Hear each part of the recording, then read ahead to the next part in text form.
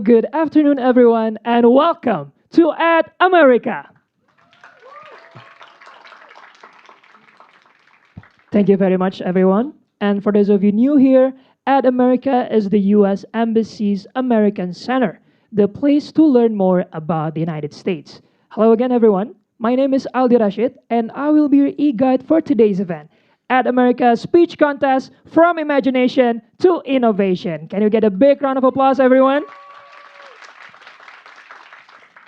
Yes, and for today's event, Sobat America, we have a very special audience that I would like to say hi to from Universitas Pelita Harapan. Thank you for coming, everyone. And ladies and gentlemen, today's speech contest serves as a platform for participants to enhance their English proficiency by challenging them to articulate their ideas into a structured script and develop the courage to speak publicly. And for our participants today, there are three themes. The first one is innovation starts with ideas, small idea, big change, and from failure to breakthrough. And now, for the terms and condition of the speech contest. The first one, each contestant has 5 minutes to deliver the speech. Ad America team will remind you of the time during your speech on this screen over here, and we will let you know with a bell when your time is up.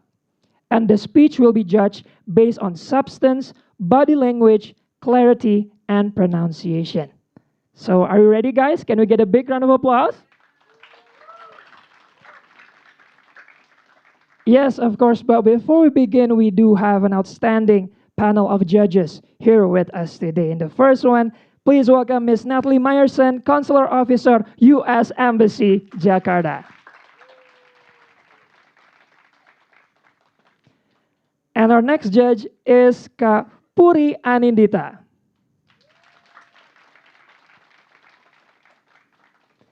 And also Kak Jason Tenggara. Can we get a big round of applause, everyone?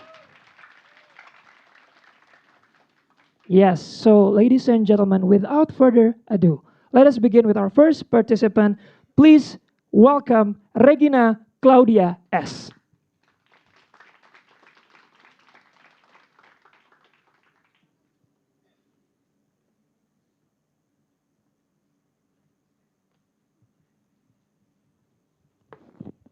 Check, check, check. Hi guys, have you eaten your lunch? Not yet? Oh, okay. But that's one of the most common questions we ask to one another daily. Yet it's correlated with one Indonesia's huge sectors, agriculture. Each grains that is come to our plate, imagine guys, that is cultivated with farmer tears and sweat. The farmers who probably face a lot of difficulties during cultivating and provide it into our meal. Dear judges and also all fellows, my name is Regina Claudia Setiawan. I come from quite far away from Yogyakarta. I'm a student at Universitas Gadjah Mada, majoring in agricultural economics and business. That's why I'm standing here today to give you this kind of speech because I'm quite concerned about this field. It started in 2023 when I went to a small village in special region of Yogyakarta. And I went there for a socio-economic evaluations actually, where I have to done it because I have to understand the basic and the fundamental of food security. But what I found out is a lot of painful contradictions. But one of them, as a lot of the world nowadays talks about the urban farming, precision agriculture, and so on, there are a lot of farmers who severe, a lot of conditions that is not helping with them. I saw a lot of farmers who are responsible to cultivate their lands, but they're not getting enough strength because of the government's not giving enough attention for them. I observe families where the land who's cultivated is to yield as much as it could, but then the farmers who are responsible to cultivate the land were being neglected. At that time, I understood that even though we face a lot of technologies, but we face a severe lack of humanity. One, I believe that agriculture is a very huge sector in Indonesia. But then, as a student in agriculture, I always ask myself, like, how could I contribute? As a young generation, maybe we think it's very far away because it's beyond our capacity, for example. But I was imagining myself as a bridge between the farmers and the society by providing real data that could be recognized to be a data set that could be a key stakeholders for our global futures agriculture. I quite concerned about this stage because this is the fundamental stage of food security in the long term. Innovation sometimes really correlate with making innovations and then providing a lot of fantasies there. However, we suffer a lack of humanity. We don't really keen on answering the real problems that we face. Fantastic ideas begin with inquisitiveness indeed. However, the real innovation should be answering the real world problems. And it should become first with the humanity. Because within humanity, how could we only focusing on making technology, but not answering the real and grassroots problems? Therefore, I ask you all to participate with me and helping the government as well to answer the real world problem, moreover in agriculture, and help the farmers or the lower middle income sectors here to also contribute to this country. So not only the big companies there who's making profits and focusing on giving a lot of innovations, but also there who savor and who suffer a lot of things. And here, I'm standing here because I'm really keen on and I want to support farmers away from Yogyakarta. My name is Regina Claudia. Thank you very much. Thank you very much, Regina, for the outstanding speech. And now, ladies and gentlemen, let's hear the feedback from Miss Natalie. All right, Regina, can you guys hear me? Regina, that was excellent. Thank you so much for bringing us into a theme that you clearly care a lot about. Right? It was incredibly inspiring to hear you describe the situation in with agriculture and what innovation means to you, right? And that innovation answers real world problems. That was excellent, and I thought that your body language delivered it in a very kind of engaging way, and so I really loved it. I thought you used excellent vocabulary. If I could provide any feedback and take this with as many grains of salt as you can, is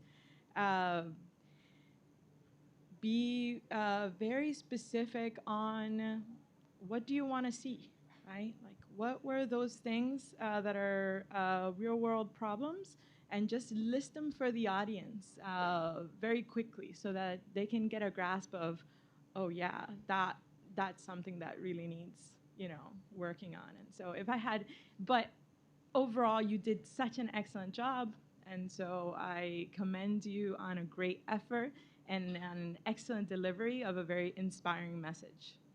Thank you so much for the feedback. Can we get a big round of applause, everyone, for Regina Claudia Setiawan? You may return to your seat, Regina. Thank you.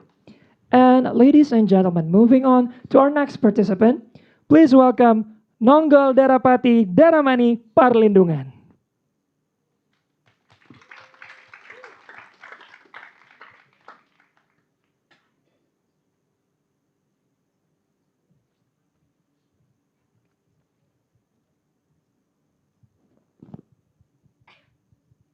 Check. Imagine the sensation of coarse wool, rough animal skin, and damp, heavy rags pressed against your skin for hours, the nagging anxiety of a leak, the weight of a cloth that must be washed and reused in secret, and the silence of a topic you are never allowed to mention. History has shown us that the most powerful truths don't always come with a big bang. So, how can an idea so minuscule ripple into a monumental impact that shattered the silence? Today, I am exploring the theme Small Idea, Big Change. But first, we must pause and ask, what does change really mean? Is it simply a difference, or is it a force that can change the lives of millions? For example, something many of us rarely even think about, the innovation of sanitary pads. That was an invention that came from something so simple, such as a bandage. It's something that has had a profound impact for all women. And for centuries, women continue to suffer and endure this discomfort for years. Why? All because menstruation was seen as taboo. Society deemed our periods as something dirty. This stigma is a form of systemic misogyny. These negative taboos have conditioned us to understanding menstrual function as something to be hidden, something shameful. Then came World War I. On the stained battlefield of France, nurses noticed something. Surgical bandages made from wood pulp were incredibly absorbent. It was a discovery made for wounds of war, not the needs of women. Yet, this small observation became the blueprint for the modern day sanitary pad. That is how one seemingly useless idea changed the lives of women. It did more than just provide us comfort and convenience, but it grew into an innovation that solved a problem an entire gender had been struggling with. This idea transformed our lives and paved the way for period talk, allowing menstruation and feminine hygiene products to become normalized in our everyday society. What was once a battlefield bandage became the key to reclaiming our dignity that was once shamed for and lost. And that is how a simple bandage became a tool for liberating all women. This, this story proves a powerful truth that no idea is ever too small. What we often dismiss as an ordinary thought might just be the very thing the world is waiting for. So I ask you all here today, what small idea of yours have you been dismissing because you're afraid? Because you're afraid that they're too insignificant. Our world doesn't need grand gestures. It just needs your small ideas. Your ideas need courage, belief, and action. So when you do choose to nurture them, bring them into the real world, and refine them into something real, then remember that you're not just creating a possibility, but you're making a change. Don't wait for a big moment to make a difference. Because one day, that small idea of yours that you thought was useless and meaningless, that could be the very thing that shatters and breaks a silence and changes our world for the better. Thank you. Thank you for the wonderful speech, Nonggol. And now let's hear the feedback from Miss Puri. Dongle, well done. Time management, excellent. We can see that. Thank You did a great job expressing your idea, especially for a topic perceived as taboo. Love the eye contact. And if I can make one suggestion to make it even stronger, me as an audience, I would love to listen more local stories to be included on your speech. So, Thank you. excellent. Best of luck. I can't wait to see you on TV, anywhere else, with your energy and your ideas. Thank you very much. Thank you very much, Nonggol. You may return to your seat. And ladies and gentlemen, moving on to our next participant, Alia Birzana Devi.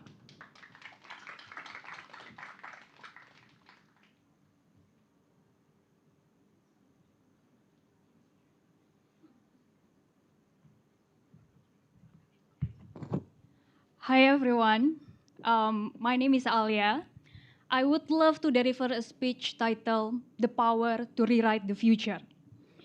People often associate failure with hitting rock bottom, something embarrassing, something that we try to hide from the world. And when I say failure, maybe like an ugly face comes into your mind. You know, that one person who is like your biggest critic when everything's fall apart. Let me invite you to visualize that person. Imagine I'm holding a mirror because unfortunately I'm not allowed to. And yeah, it's you. We are sometimes our own harshest critics. Very loud, very judgmental toward everything that we do. We like to believe that innovations begins with perfections and brilliance. But what if I told you that it often begins with failure? The kind that make you questions. Was I ever enough really to begin with? And let me share one of my personal experience with facing rejections and failure in general. So in high school, I applied for like a student exchange program in the United States, and only 2 students would be selected for the program. Naturally, I did my best. I gave everything I had. But you know what? I came third. Not being rejected outright, but being placed in that painful space called almost. So I did what many of us do when we face rejections. I tried to forget about it for years because I was so afraid that trying again would give me the same disappointment. But here's the thing though about failure. If you do not let it define us, it can quietly reshape us. So I stopped chasing the same door. Instead, I explore other pathways to achieve my dream. When my family got the opportunity to become like host family for Peace Corps volunteer, I didn't just open my home. I became the bridge. I helped them to immerse with my community, translating not just the language, but also the culture. During my bachelor degree, I took the brave opportunity to pursue higher education, the double degree program from Oregon State University, having me to explore more about global academic environment. And the most interesting of all, I stepped into a room that I thought once completely out of my reach, working as the interpreter for the US Army, supporting United States Air Force, basically under the Pacific Air Force during COP West 2025.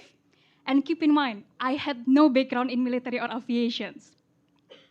So from this experience, I learned that despite the intensity of the role, I always said yes to any opportunity coming my ways. Because sometimes innovations mean not following the path that you plan, but having like the courage basically to follow the one that you create on your own. And right now, I'm standing before you being accepted to Georgetown University. So the dream that I thought had rejected me has come to me in many ways beyond my wildest imaginations. And that is like the essence of innovations. Not seeing like failure as like a full stop, but instead as a comma, a redirections. Because my failure did not block my path, it redesigned it. So if you are currently in that painful space called like almost chosen, almost successful, almost enough, do not underestimate that space. That is like a powerful space where basically if you dare enough, your imaginations will be tested, your resilience will be built, and if you keep continue regardless of the situations, innovation will be born. So if you are failing right now, I would say congratulations, guys, because not many of us even basically brave enough to try. You are either growing exponentially as a person, or at the very least, you can just like collect like very strong life stories. So thank you so much, everyone. My name is Alia. Thank you, Alia, for such a wonderful speech. And now let's hear the feedback from Mr. Jason. Hello, Alia. How are you? How are you feeling after presenting? Okay, so first of all, Alia, I really love the confidence, which is really great. You are very well articulated, and from your presentation, from your speech, I can feel that it is very convincing, that it's very believable, and I really like it. You have a great vocal, and also from your gesture, and then from the beginning of your speech, I can understand your concern. It is very well delivered. And also, I can feel like very encouraged to listen to you with the message you're about to share. And also, you are very expressive. So the presentation wasn't monotone. Love the facial expression. And by the end, you share the mindset you share to shift your perspective in terms of failure. That's really great. And I think you did a really great job. Thank you so much. Well done. Well done, Alia. Thank you very much, Mr. Jason, for the feedback. And ladies and gentlemen, if you are feeling familiar with Mr. Jason's voice, that is because he's a voice actor who voiced Mufasa in the Indonesian audio version of Lion King. Thank you for the feedback, Mr. Jason. Very happy to have you as one of our judges today. And ladies and gentlemen, let's continue with our next participant.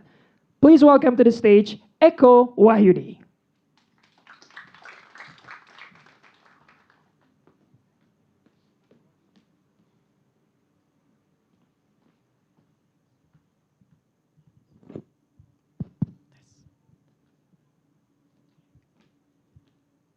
I am writing because someone told me to never start a sentence with because. But I wasn't trying to make a sentence. I was trying to break free. It was October 2022 when I first read that line by my favorite poet, Ocean Vuong. The same month, I packed my life into a single suitcase and fly towards Soekarno-Hatta. The dream city, as you call it. The noise, the skyscrapers, the poor and the rich, everything is true. But one thing that I did not expect, the isolations. I see you guys in here mostly in your 20s, or at least about to be 20. And let us all admit that your 20s is an inherently, confusing and very overstimulating. New friendship, new environment, hormonal changes even. But being in your 20s and being in Jakarta is, I think, very, very confusing because we are all collecting experience like data points, but we all did not have the time and the courage to actually process that feelings, which is kind of like paradox on its own. As time passed by, I realized that my ability to feel outran my ability to commute in MRT, for example. And so, I start something that almost illegal in a city that never stops moving. What do? I stopped. I said to myself, no, I'm not buying it. So I start to pick a pen and I write on a blank page. That is how dari Sisi Selatan, Sisi was born. A journaling community that you guys can now stalk on Instagram to learn more about us. That is a proof that small ideas can create these ripples towards everyone.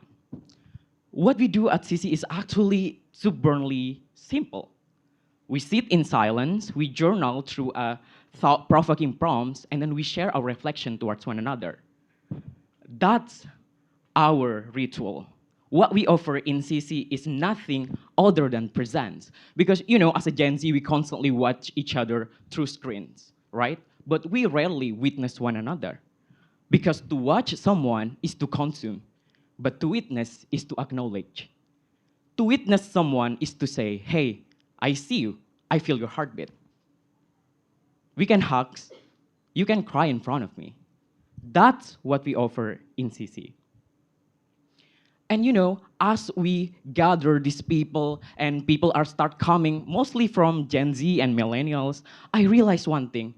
Everyone looking at the same space, the same safe space to express ourselves and to process our feelings on a daily basis, right? And then that implication is just one thing. if one person can speak their thoughts and feelings out loud, it becomes a permission slip to the people beside them to actually do the same, to process their feelings, right? And then it showed on the number. To CC still a new community, we already hit our first 100 impressions. It means one thing, the number tell us something, that people are inherently need that connection towards one another. Beyond all of this surface level of connections, we all need that because we are in here in Jakarta, are far away from our family, far away from our mind circle, if that makes sense, far away from everyone that we love. And so, whether we like it or not, we shall make new connections, right? By climbing our story, we claim our city. And by claiming our city, we claim our humanity. That is what CC about. And one thing is stay true to myself that profound change did not always start from a big, massive things. Sometimes it starts from your own frustrations. CC is here to exist, and CC will welcome everyone that comes there. Thank you, everyone, and see you at CC. Thank you very much, Echo, for this speech. From small idea to big change. And let's hear the feedback from Miss Natalie. Hello, Echo. Thank you so much for your speech. I was very kind of entertained by your thoughts and ideas. So thank you for that. How do you feel? I feel great because like when I first enter as a finalist, my only point in here is like I want to promote Dari Sisi Selatan because as an indie community, and we are non-profit by the way, guys, you can come whenever. I think you did it. I think, yes. I mean, Thank you. I feel like, yeah, as judges, we were looking it up and thinking, oh, wow, what an accomplished young man. Yeah, it was, I loved the substance of your speech. I am a mother of an 18 and a 17-year-old. And a 12 and a 9, but the 18 and 17-year-olds are kind of walking into that kind of world of isolation that you described, and so it was very personal to hear you speaking about young folks creating ways to create community, right? So I loved the substance of your speech. Keep signing up for every opportunity you can. To give speeches, have an audience, and definitely build that confidence into your right ability to promote your product anywhere, everywhere. All right, good job. Thank you. Once again, please give it up for Echo Ayudi. Thank you, Echo, for the speech. You may return to your seat. And ladies and gentlemen, let's continue with our speech contest with the next participant. Please welcome to the stage Hasna Naila Wibowo.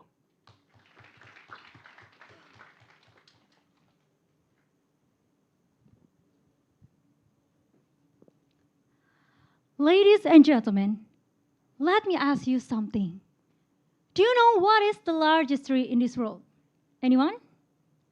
No?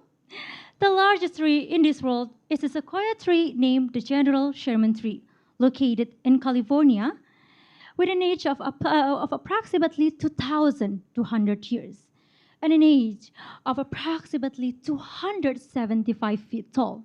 It is truly massive. And isn't it incredible that it all started with a small seed planted over 2,000 years ago? This is a sign that everything always starts with a small steps. But we often believe that we have to be geniuses to make a change, don't we? So we eventually step back and don't even try. Good afternoon, ladies and gentlemen. Greetings to the honorable judges, participants, and all supporters. My name is Hasna Naila Wibowo, and I'm going to need you to stick with me to find out together how impactful it is to take a small step in order to make a huge change. Ladies and gentlemen, the story of the sequoia tree is quite similar to the story of the Apple company roots, Steve Jobs. I remember I read a book about his story when I was 6 years old. And in the book, I saw his story from the curiosity in the garage until he revolutionized technology. Also, Apple's first product was a computer. His first idea was not huge. He started with an idea about having no limit on connecting with people anywhere without an outrageous charge. So he started to develop this device called Blue Box to achieve his mission with the help of his friends in the garage. They didn't think that this small idea they were developing could lead to a huge change in the world's technology revolution. And I want you to know that this story proves that a small step could lead to significant achievement everyone knows about. Steve Jobs once said, "The people who are crazy enough to think they can change the world are the ones who do." But sadly, not everyone are brave enough to step in. You might be skeptical, but I somehow think that the most valuable place in this world is not a gold mine. Instead, it is a graveyard. Research from the University of Scranton shows that 92% of people who have big ideas are never actually brave enough to step in.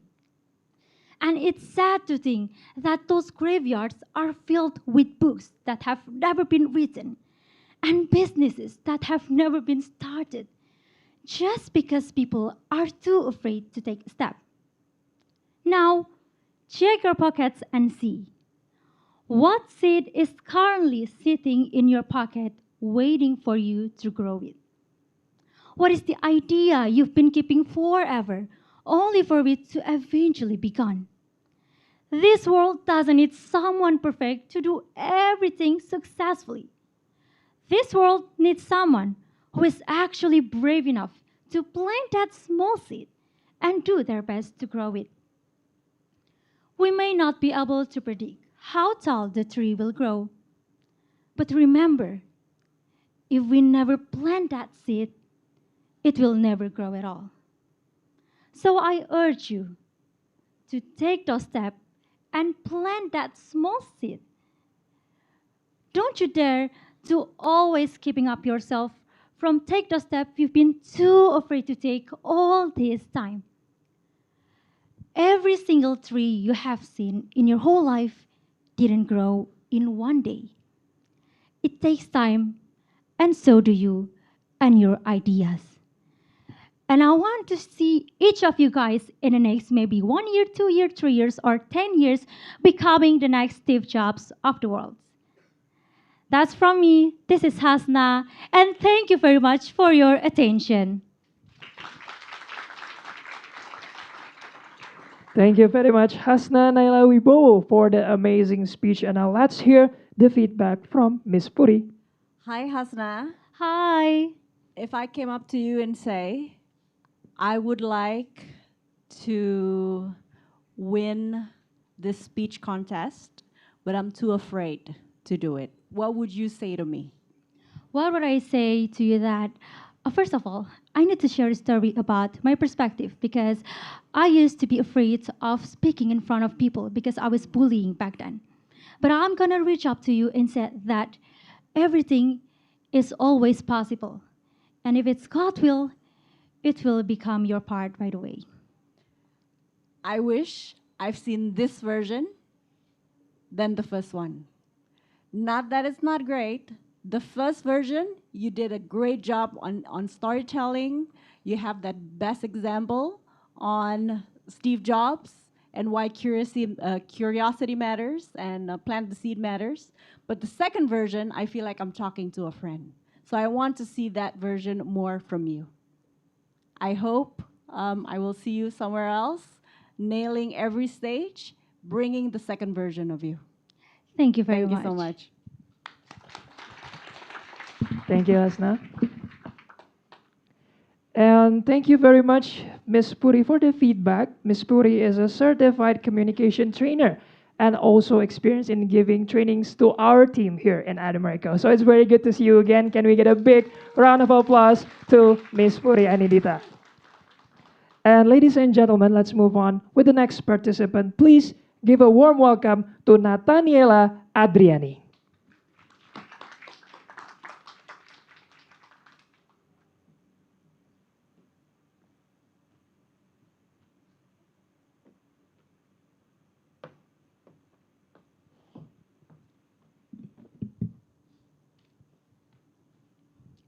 We all know the first date ritual.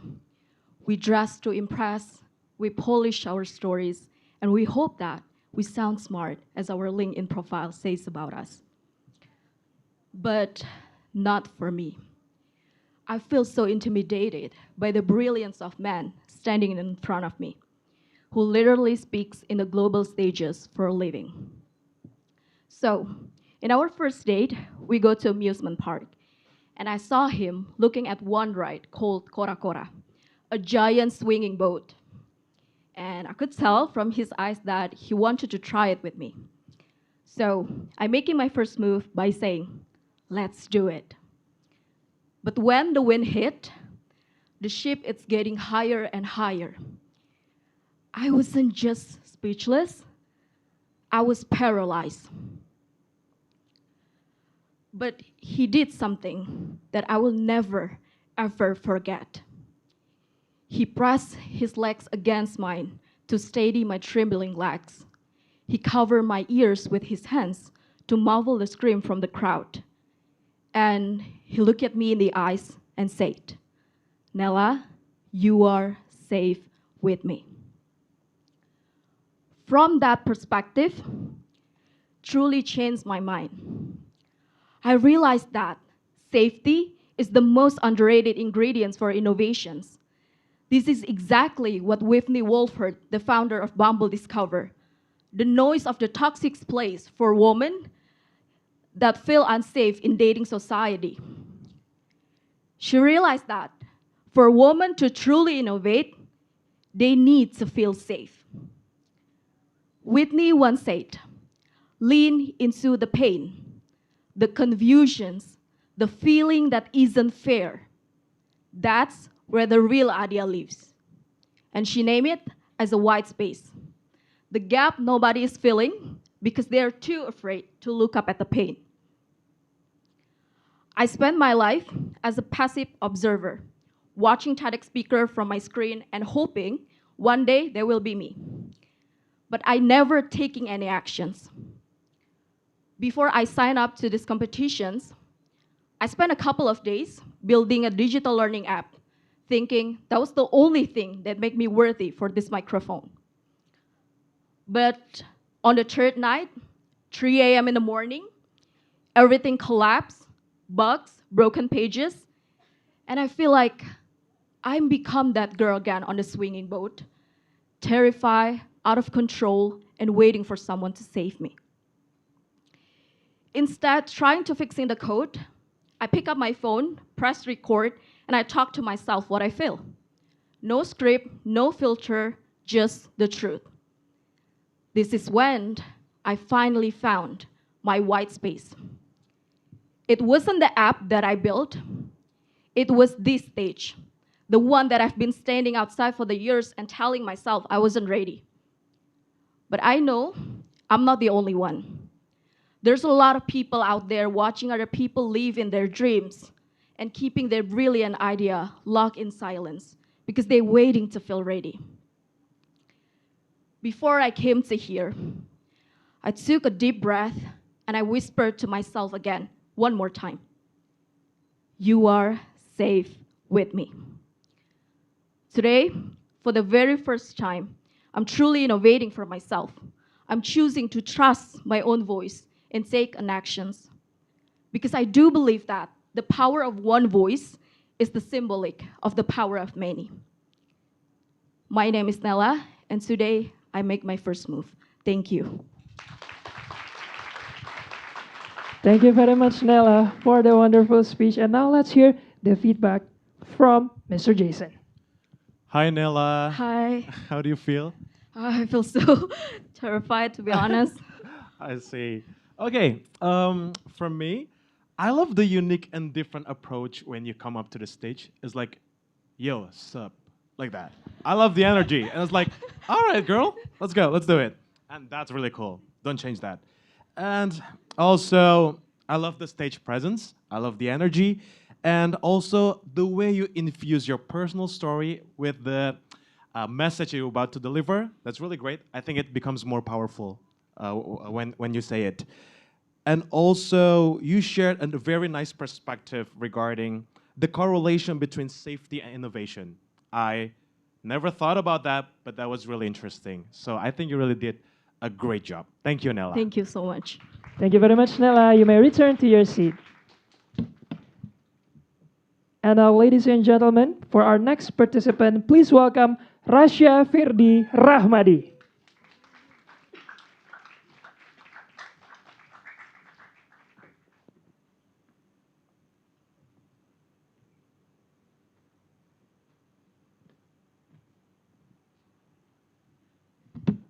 Test. Okay.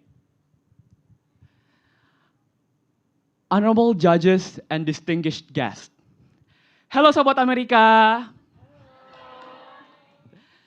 The world is obsessed with big factories, big capital, and big experience. We were often told that to change the world, you must first be enough. But is it really true? Well, my journey began by embracing the exact opposite. It all started with a chicken feet skin. Yes, very surprising. In Indonesia, this is either a snack or a literal garbage. Most see waste, but my team saw it differently. You see, these fibers are naturally stronger and more elastic than your average leather. So, without factories and a massive budget, my team spent trials and error that took months.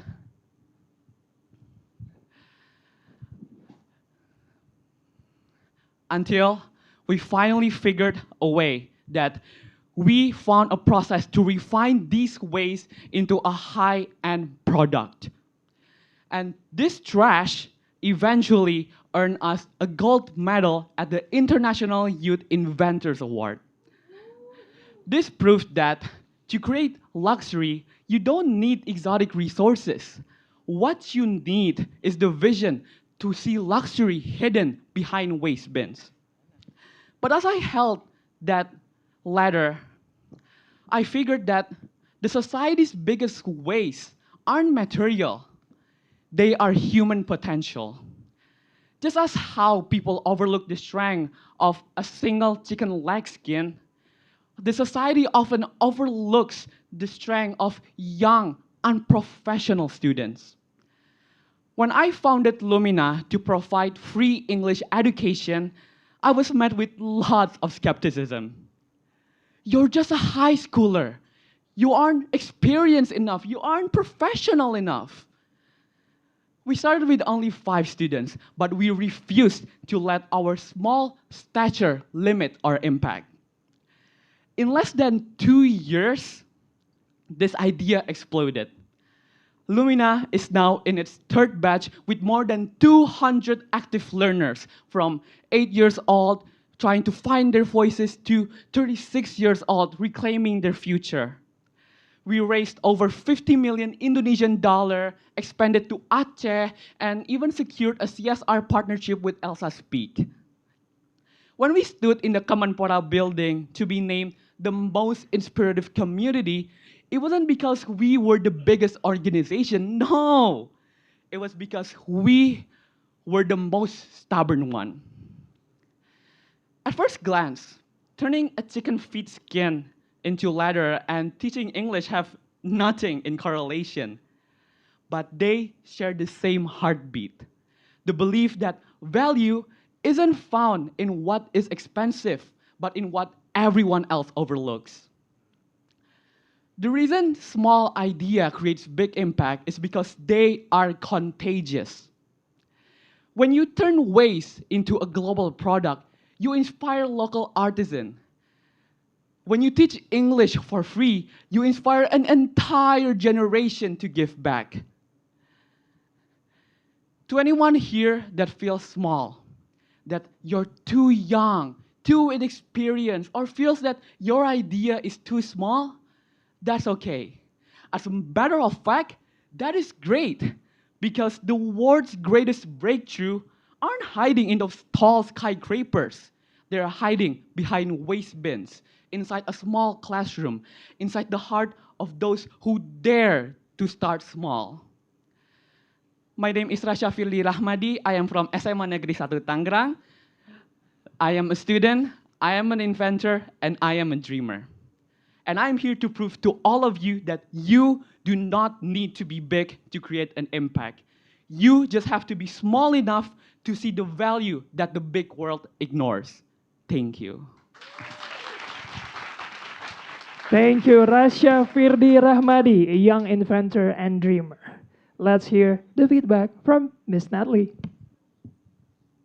Gracia, thank you so much. Can you guys hear me? Sorry. Thank you so much for that. That was a very fun speech. Thank you. I give you full points for clarity. Wow, I thought that was quite clear. I love the way that you presented it. It was. I'm here to tell you, you are truly professional enough. Thank you. I think Thank you. you're gonna go quite far, and your your ideas are excellent, right? And we could see that through the speech. I encourage you to do as much practice as you can with speeches. Lose the nervousness. You have nothing to be nervous about because your substance is so good, and your ideas are so clear that you don't need the nervous jitters. So try to, whoosh those out of you. Yes. Continue practicing. It's okay to have some pauses in your speech. Try to hide the ones that come from nervousness a little bit. Try to kind of work on that moving forward. But thank you so much for a very clear and substantive speech. Once again, please give it up. I have a small offer. Maybe would you like to see the product that I brought today? Yes, I brought it. Oh, explain it? Okay. Can I go? Oh, from the stage. Okay, so this is a bracelet. We use the chicken leg skin to compress them. And maybe you can't really see it, but there's like a pattern here that is unique. And this is natural. So we don't have to, yes, this is from chicken skin. And another model is a watch strap. Oh yes, of course, go ahead. They give like a really unique texture that gives like an exotic feeling.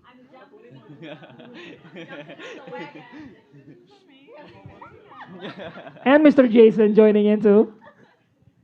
So the raw material is this. This is the raw material. Yes. This is the raw material. Yes. Chicken skin, huh? Yes, chicken feet skin. It's okay if I'm hungry, it's fine.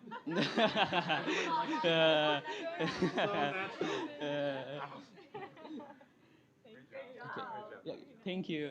Thank you. Okay, once again, can we give it up to Rasha Firdi Rahmadi? Please return to your seat, Rasha, not only bringing your speech, but also your product to the stage. Yes. And now, Sobat America, let's continue with our next participant. Please welcome Rachel Gracia Epipania Junisi Pasaribu.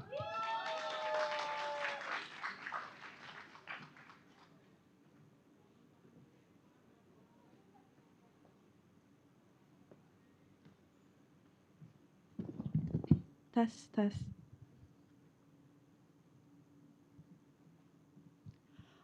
What's your biggest secret?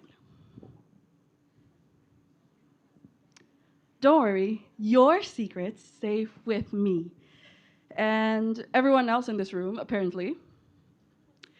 Is it something embarrassing? Something you're currently struggling with?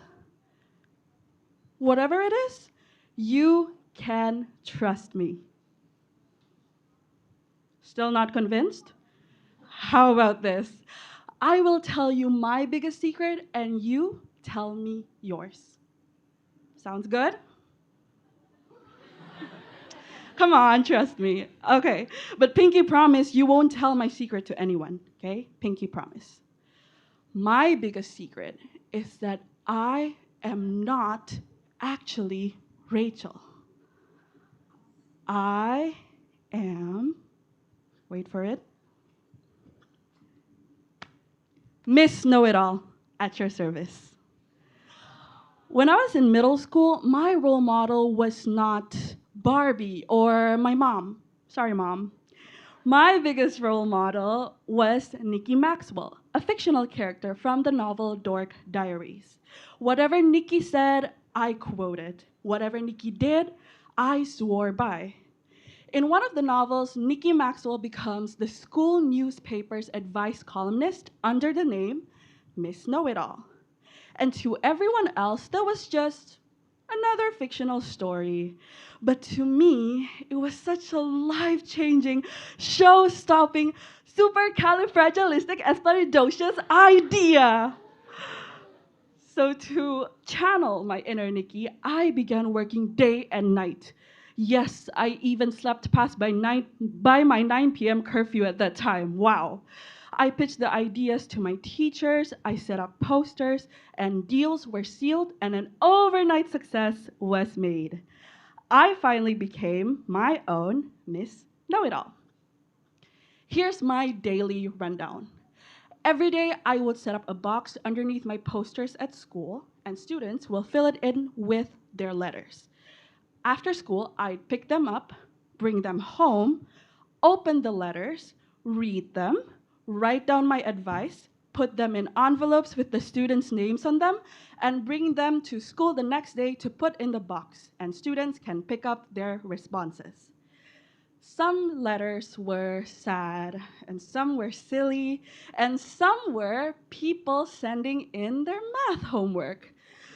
I told them Miss Know-It-All does not cater for math problems. She's not that type of Asian, and her best advice is to tell the teachers the dog ate the homework.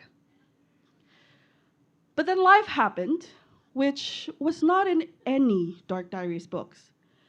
Miss Know-It-All grew up to become Rachel, the fully functioning adult you are seeing right now. And if you think Miss Know-It-All is just a funny childhood story, secretly, inside myself, she is still alive. Not through writing letters, but through childlike curiosity and being in touch with ideas and being inspired by the most mundane things. And who knew it will all start from the wisdom of a 12-year-old, a fictional character, and courage. And even at 22 years old, when Miss Know-It-All still does not know it all about life, there is one thing she certainly knows. Great innovations start from making your ideas known. So, what's your secret? Does it happen to be something you've secretly wanted to pursue but you've always thought was impossible or too small? Don't let it remain a secret. It's a solution waiting to happen, an idea waiting to be heard. The world cannot wait to hear you. And I believe in you and I believe in your ideas. So why not start believing in yourself too? This time, trust me, I know what I'm talking about. Besides, I am Miss Know-It-All at your service. Thank you very much, Rachel. Or should I say Miss Know-It-All? Yes. Yeah. And for the feedback will be given by Miss Puri. Hi, Rachel. Hi, Miss. How do you feel about your performance? I feel happy because I had fun. Nice. May I ask how long have you prepared for this? Do you want me to? Okay, I'll tell you the truth since that's what I've been doing from just now. I saw this quite late. I was in my office. I did it under 2 hours, and then I submitted. Wow. So it was at the spur of the moment, to be honest. Okay. Yes. Knowing this is quite last minute, excellent delivery. Thank you. During your performance, my eyes wandered, and I try to see how the audience react to you. Obviously, you really connect with the audience. Thank you. Strong opening. Thank you. Strong closing. Thank you. If if I can strengthen your speech a little bit, because I came from a news industry, to add a little bit of data would make would make your performance stronger. That's the only feedback that I have for you. Thank But you so other than much. that, knowing that you did it less than 2 hours, is that excellent? Thank you so much. Thank you so much, Mayor. Thank you very much, Rachel. You may please return to your seat. Yes, and ladies and gentlemen, our next participant, please welcome Abraham Nilsky Henridato Martin.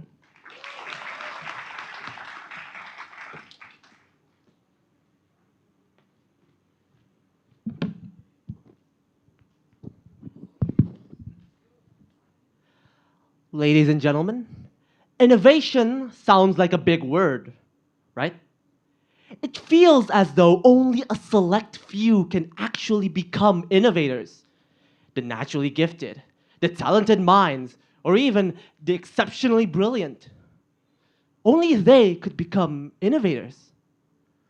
Or are they?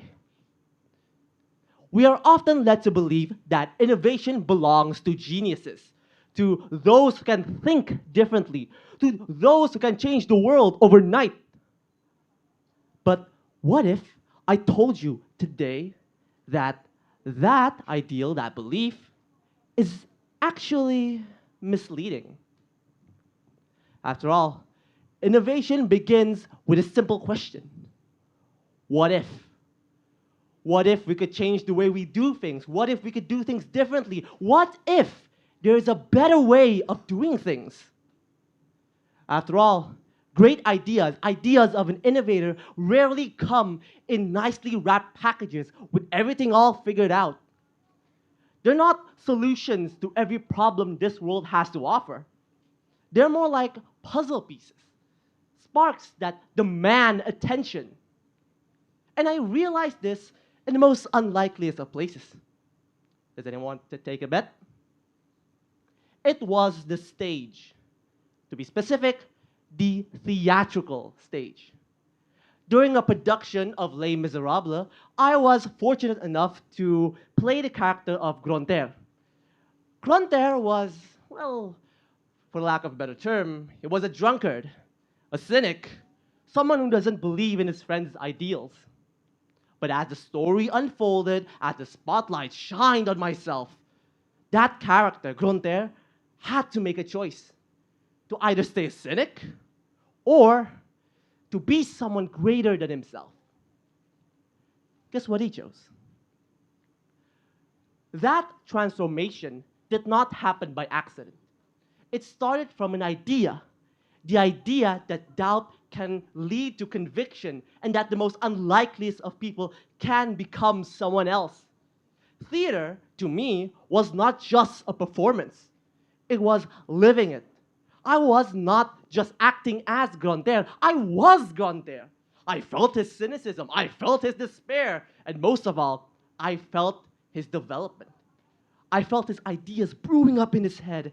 And finally, he became someone new. Theater was not just about understanding. It was creating spaces where ideas can grow. And like Grantaire, it can create someone else differently.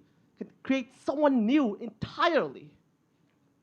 But now, let's flip the script. Too many that are classrooms where innovation is supposed to start are seen as, well, only machines. Teachers are taught to give out perfect answers to students, and students will need to give accurate answers. They're not taught to ask better questions. No, no, no. They're asked to taught about accurate answers. This is where innovation slowly disappears. This is where innovation slowly dies. And without creativity, there can be no innovation. But now, let's imagine a different kind of scenario. One where teachers encourage students to ask better questions. One where teachers promote creativity rather then discourage students into asking better questions. From here, we can see that innovation slowly starts to flourish. Innovation can become a reality when you ask better questions. Innovators are not those who have the answers for all questions, no. They are those who ask the better questions. So, to answer the question, can anyone become an innovator? Yes. Yes, actually. But not by waiting, but by acting. Let us all create spaces where ideas are realized, spaces that spark an innovator.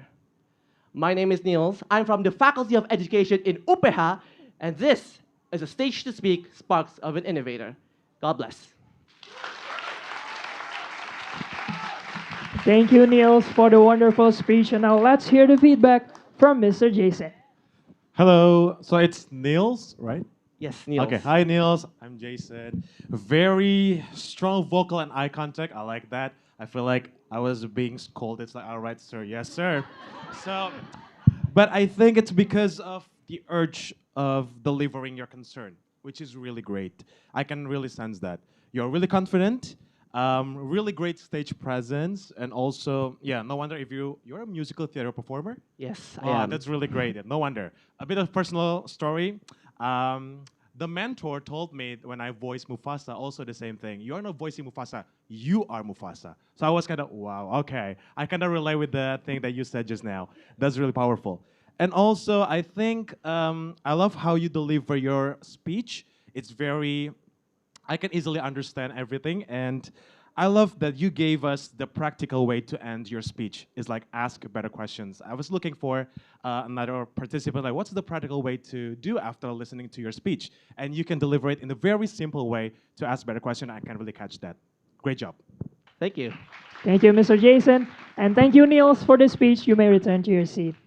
And ladies and gentlemen, let's welcome our very next participant. Please welcome Rosinda Manurung.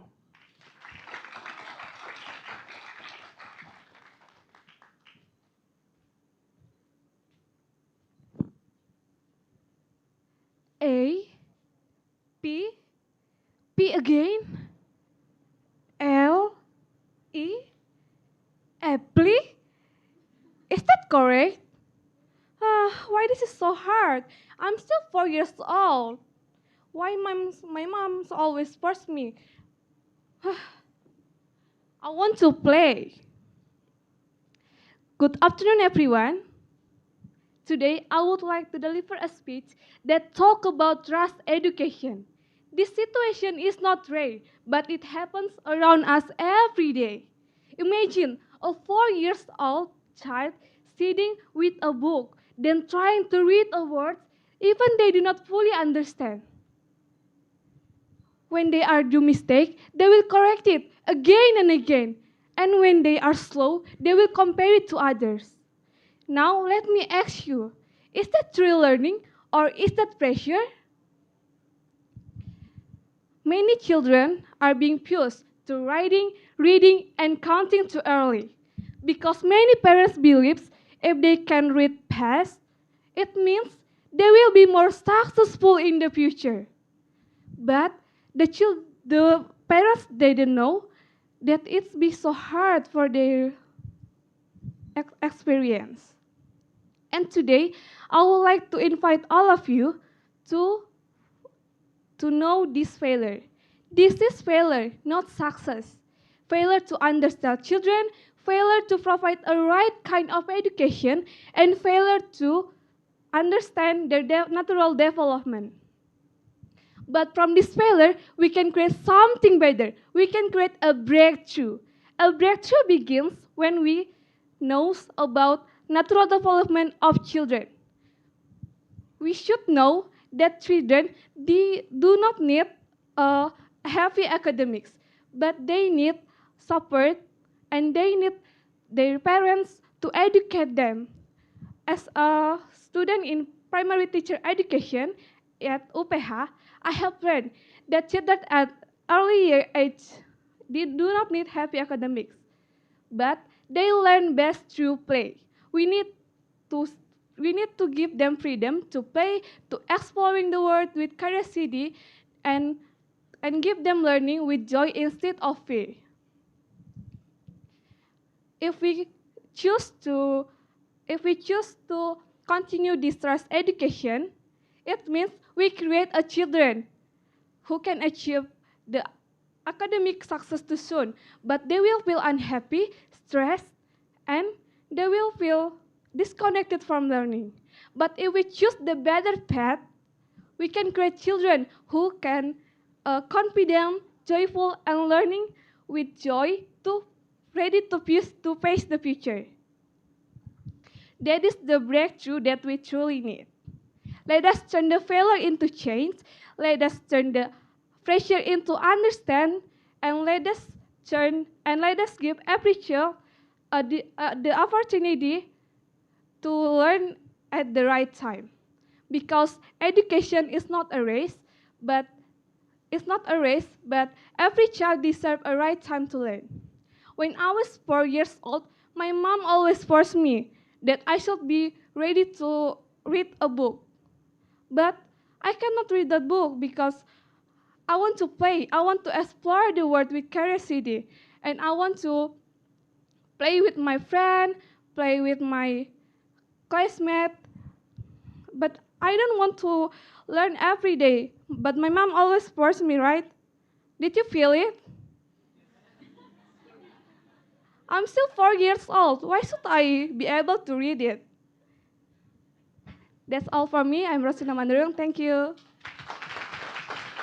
Thank you very much, Rosinda Mandarung, for this speech. And now let's hear the feedback from Miss Natalie. Hi, Rosinda. Thank you. I mean, I wish my kids had you as a teacher. I feel like, right, they'd be happy kids. And I loved your message. I can't agree more. I think it particular there's vehicles for teaching young kids, but the most important thing is that kind of confidence and exploration, right? Not heavy burden. So I completely agree, and thank you for your speech. I enjoyed the substance of your speech. I thought it was great. Keep practicing your delivery. Keep practicing the structure of the sentences in English. That's I think the best encouragement I can give you. And I am sure you are an absolutely excellent teacher. Thank you. Thank you, Miss Natalie, for the feedback. And thank you, Rosinda. You may return to your seat. And ladies and gentlemen, let's welcome our next participant. Please welcome Sinta Michela Jen Uen.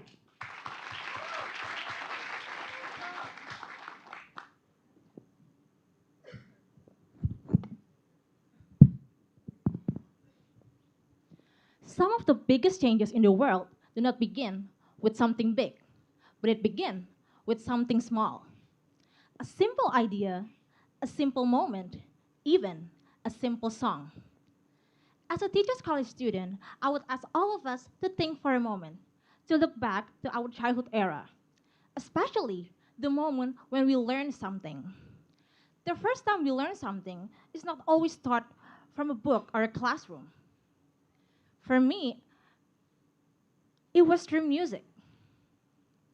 A melody I followed, a rhythm I repeat, and a song that I can remember without even trying. At first, it looks so simple. It looks so small. It's just like a playful tune. It's just like a children's song. But that small and simple was doing something really powerful. It teaches us how to remember, how to understand, and how to learn. What looks simple on the surface often carries a deeper impact. Through rhythm and repetition, music can turn complex ideas into something more meaningful.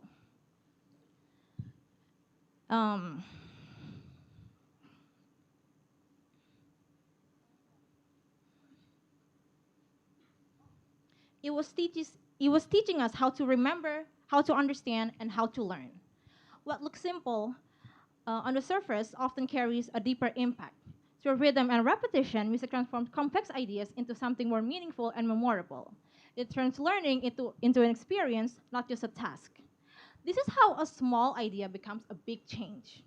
Music makes learning feel natural and engage both the mind and the heart, making knowledge easier to absorb and harder to forget. Students who learn through music are oftenly more motivated, more focused, and more connected to what they are learning. In this way, music doesn't just support education, but it transforms it. And the impact of music doesn't just stop in the classroom or at home. What was once seen as a simple entertainment has grown into something far more meaningful. Today, music is used as a powerful therapeutic tool, helping individuals express themselves and connect with others. For example, music has shown a remarkable impact. From a research that I have read, that have been approved by the Cambridge Psychology Committee, music has a really big impact in supporting children with autism spectrum disorder. Through melody and rhythm, they are able to communicate, interact, and express emotions. What began as a simple idea about how music makes us feel has now evolved into an approach that can even influence how the brain functions. From helping a child remember their first letters to helping another find their voice. Music proves that even the simplest ideas can create a powerful and lasting change. In a world that is constantly evolving, we often search for complex solutions to complex problems. But sometimes, the most meaningful change begins with something small: a melody, a rhythm, a song. Learning through music is not about producing great musicians. It is about shaping better learners, better communicators, and more empathetic human beings. It teaches us that education is not only about knowledge, but it's also about connection, creativity, and understanding. Because the future we dream of is not silent, it is filled with voices, ideas, and songs. And perhaps it is through something as simple as music that we can create the greatest change of all. As what Abba said, thank you for the music. Thank you. Thank you very much, Sinta, for the speech. And now let's hear the feedback from Miss Puri. Hi, Sinta. Hi. How do you feel? Sad. Can you, don't, but can you elaborate why you feel a bit sad? Because I forget what I'm trying to say. Yeah. So I have to like at my That's phone. okay. Yeah. It happens to us. This is the biggest lesson learned. It's Thank okay. you. To me, I don't know about other judges. It's still okay for us to look at our script or notes. Okay. It's more on how you transition from one idea to another. Okay. So it's really okay if you want to look at your notes, but just be prepared. Are we going to look at it, or are you gonna do it without a script or note? Other than that, I absolutely love your main idea on how music can shape us as better learners. And also thank you for presenting your main idea. Best of luck. Thank you, Miss Puri. And thank you, Sinta, for the speech. You may return to your seat. And ladies and gentlemen, our next participant, please welcome Yaskiel Moranelo Kotambunan.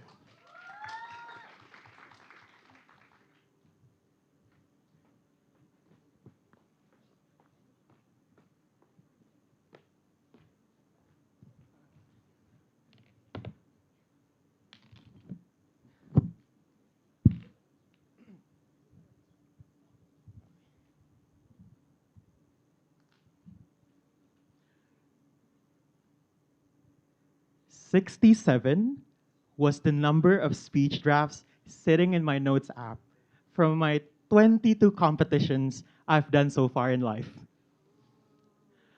Now I'm sure the number sounds familiar, don't you guys think? For most people, 6'7" is just a brain rot on TikTok. People say it randomly. It doesn't really mean anything. Well, it's just there. But for me personally, 6'7" was never random. It was 67 attempts. 67 times, I thought to myself, ah, yes, this could be the one. Yet, still going back home without the results I wanted. And I think that is the part that we rarely talk about. Because it is not about fear or failure itself, but rather about trying your best, doing repetition without breakthrough.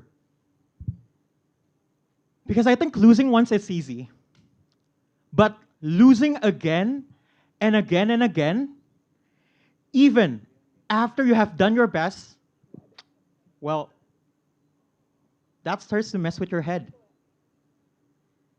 And I know some of you have felt that too. It things that might matter for you all. Let's say you want to do a test. You want to do a work interview. You keep showing up. You keep putting effort. But the results sometimes just don't match. And I know it's tempting to treat it like 6, 7. Like, you know, something meaningless. Something you laugh off, just so you don't have to face it. But here's the thing, ladies and gentlemen. The moment you make failure meaningless, you also make improvement impossible. Because if nothing went wrong, well, there's nothing to change. That's when I stopped thinking, maybe my speech has always been about good or bad. Because honestly, personally, I think that I've had good ones before. I've had good speeches.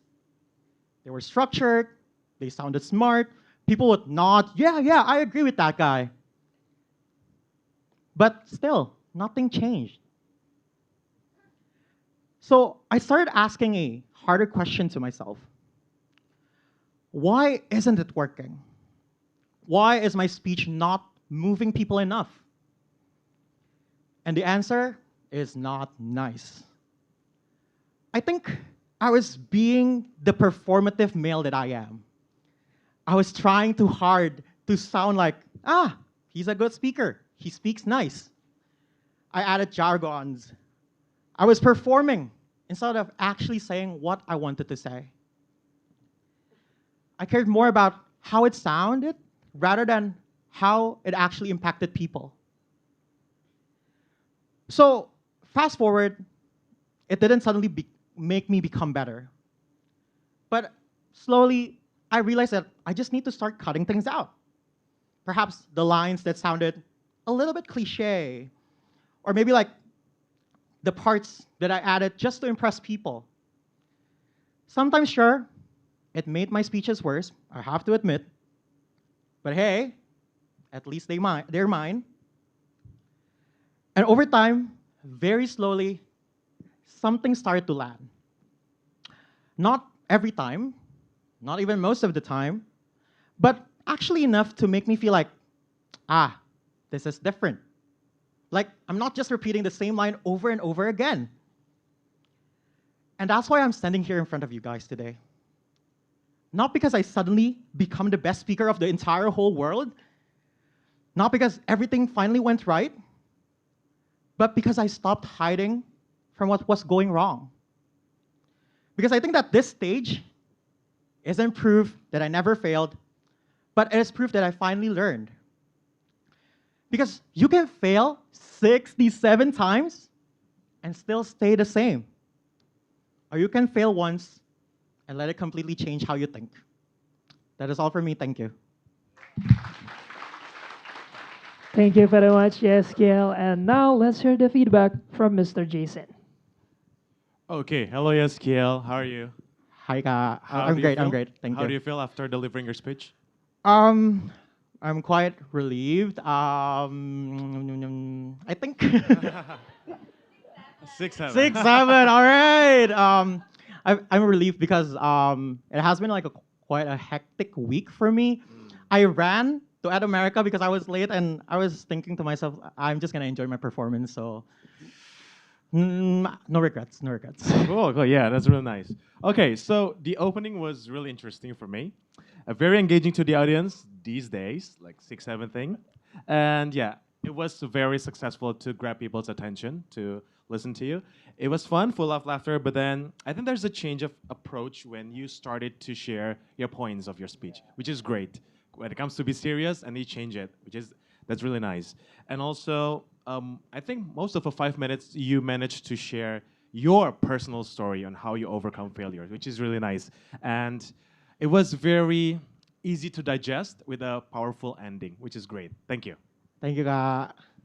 Thank you, Yeskiel. You may return to your seat.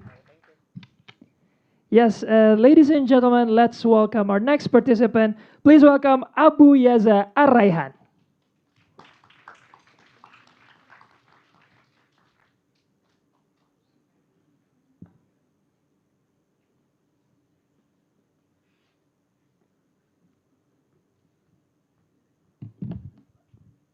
Checking. Imagine this. It's 9:13 at night. Your desk is a mess. Your deadline is putting you under pressure. You know you should start, but you don't. Your brain whispers, hey, let's wait for 9:30. It feels right, and it's the perfect time to begin. So you pick up your phone, you scroll through videos, playing games, and suddenly it's 9:44. Then, instead of doing your work right away, your brain starts negotiating again and says, hey, let's wait for 10. It's surely the time. But when 10 finally arrives, you're completely exhausted and you fall asleep without getting anything done. Ladies and gentlemen, we've all been there. But the question is, why? Why does 9:13 feel so different from 9:30? Why does 9:44 feel off while 10 feels perfect? Actually, it's not about the clock at all. It's about how our brain works. Deep down, we are scared to start something. Our brain hates shifting from its comfortable resting mode into focus mode. So, our brain cleverly negotiates with us. It says, hey, let's wait for 9:30. It's the perfect time to begin. So we grant ourselves a license to be lazy, thinking that we are still under control. And when the time is right, we will start immediately. But in reality, we are not planning. We are just delaying the work that we know we have to do. And if we allow these habits to continue, the consequences can be damaging to our future. At first, it may seem harmless, but over time, it builds into a disaster. Every time we delay, we miss deadlines. We produce low-quality works and create unnecessary stress that can turn into anxiety because time is simply running out. So now you may wonder, so how do we fix this problem? First of all, you have to trick your brain using the 5-minute rule. Have anyone here have ever heard about 5-minute rule? It's a simple way, but very effective. Whenever you want to start something, just tell your brain that I'll just do it for 5 minutes and then I'll stop. It works because it lowers the activation energy that your brain fears so much. And also, once you take that first small step, the heavy resistance disappears. And momentum naturally kicks in. Suddenly, continuing feels much easier than starting. Now, your brain stops fighting you and helps you to move forward instead. Also, by simply using this 5-minute rule, you're not just finishing your task faster, but you're building a better version of yourself who is more reliable, disciplined, and in control. And this is where the big change happens. Once you master this 5-minute rule, you will stop wasting time. Because now you are not waiting for the perfect time to start. Remember, the perfect time only exists when you start. My name is Abu Yaza Arraihan. I'm a 12th grade from SMK Letters Bintaro, and thank you very much. Thank you very much, Abu Yaza Araihan, for the speech. And now let's hear it from Miss Natalie. Abu Yaza, thank you for that speech. So I have a question that's a bit irrelevant, but what are you doing next? You're a senior, right? Yeah. Yeah, so what are your plans?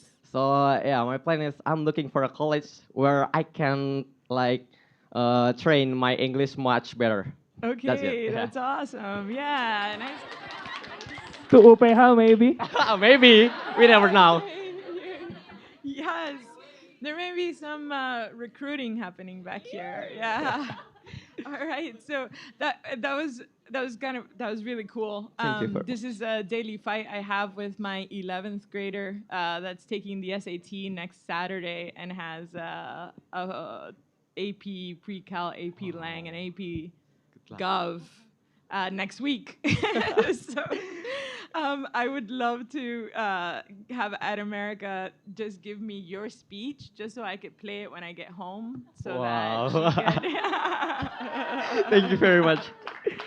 So nicely done on substance. Like I've said to a few of the contestants, keep practicing.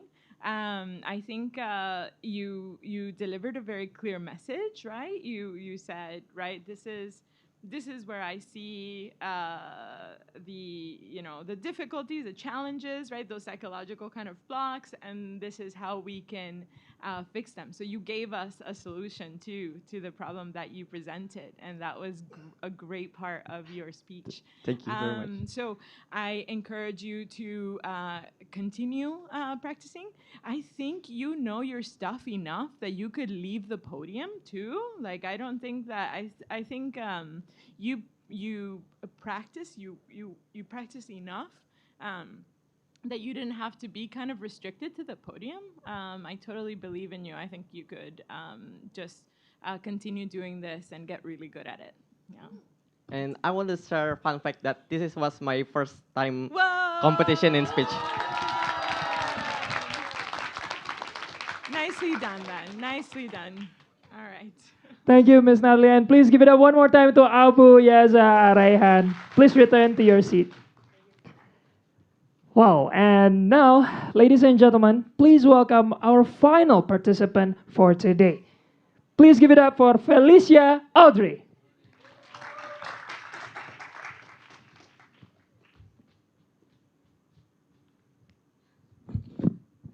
Hello, Sobat America. Can you actually hear me right now? Yes. So, story time. When I saw this breakthrough story about an 18-year-old, a little high schooler who became a multimillionaire by creating an AI-based app to track calories, I felt very discouraged. But most importantly, I'm very happy that he's not my neighbor's kid.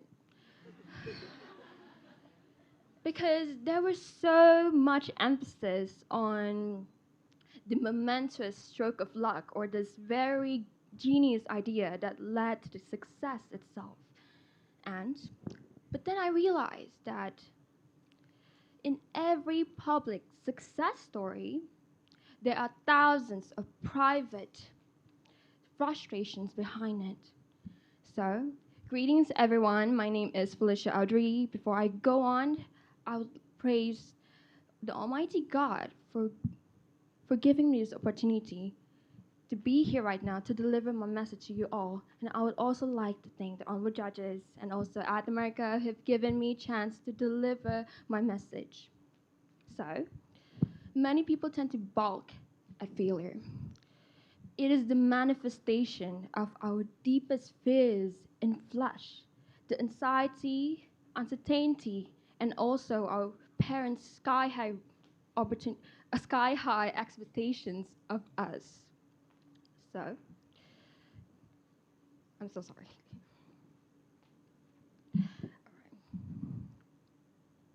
So instead of embracing failure, we feel threatened by it, as if our self-identity hinges on that one single word itself. So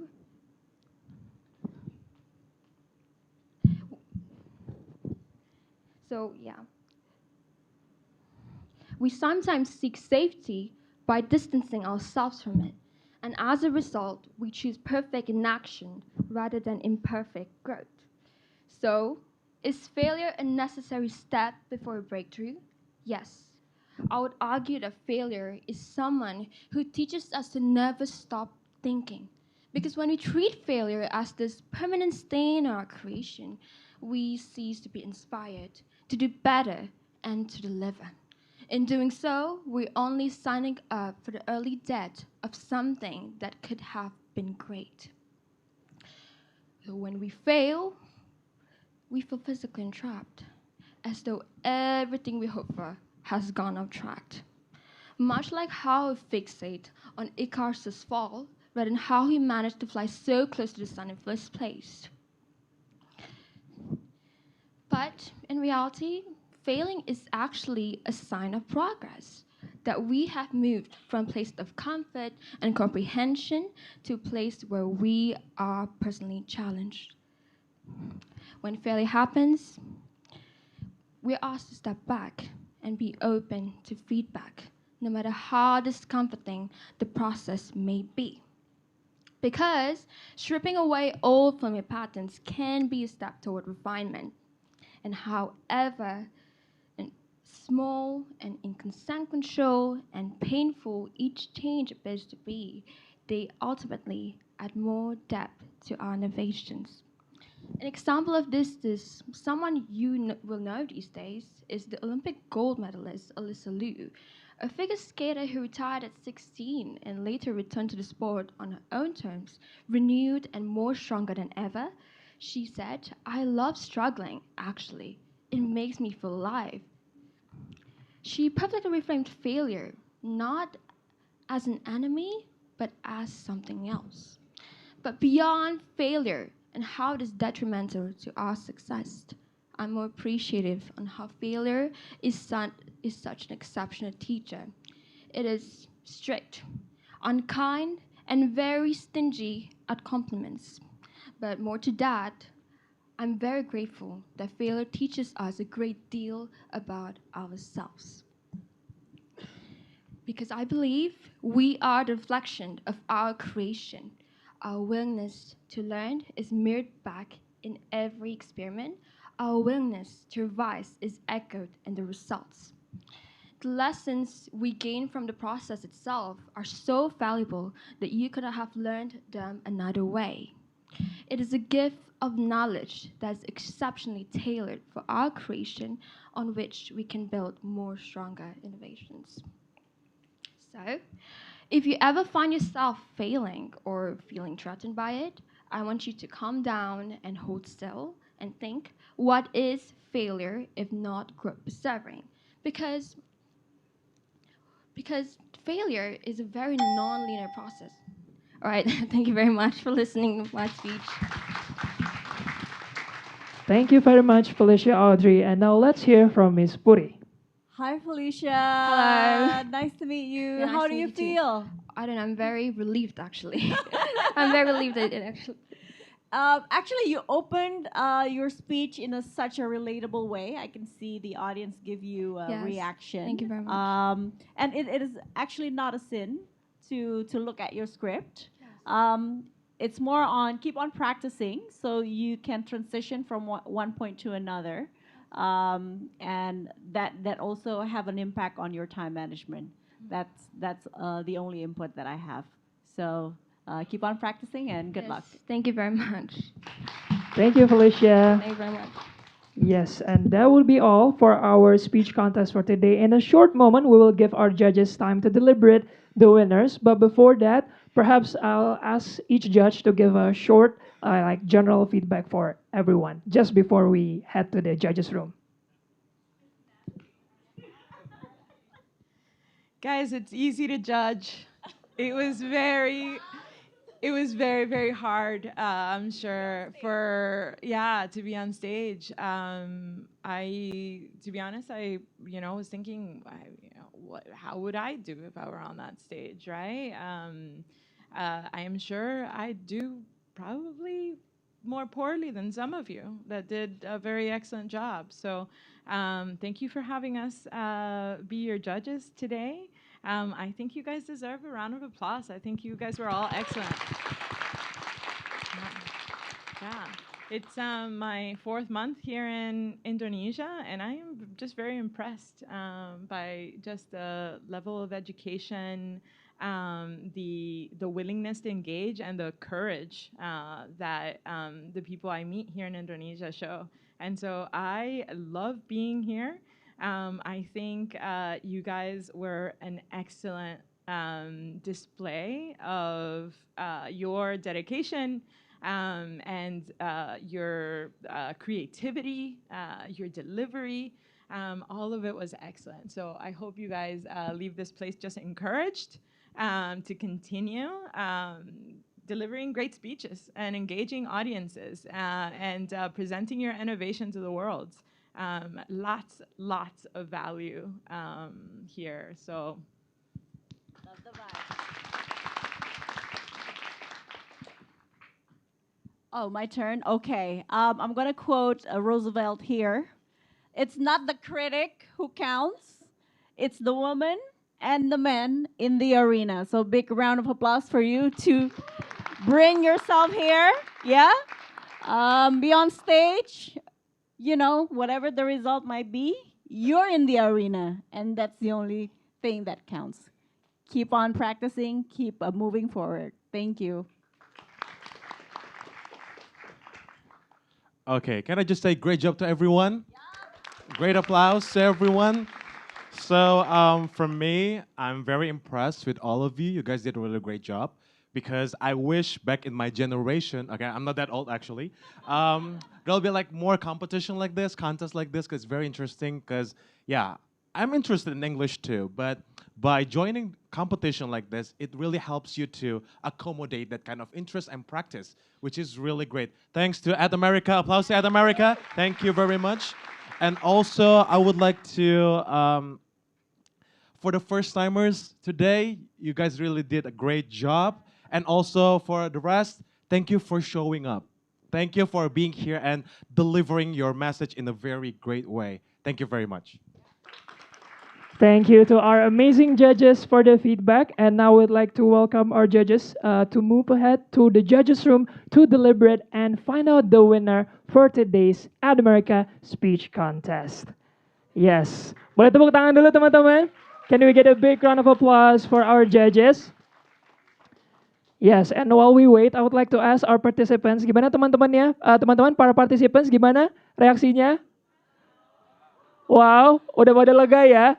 Tadi ada yang 6-7 juga speech-nya. That was amazing, right? Just like the judges say, thank you everyone for showing up for today's speech contest.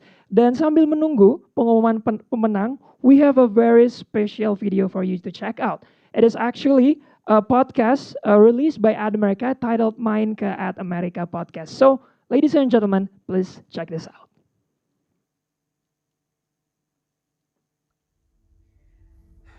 Kamu masih berhubungan sama mantan kamu?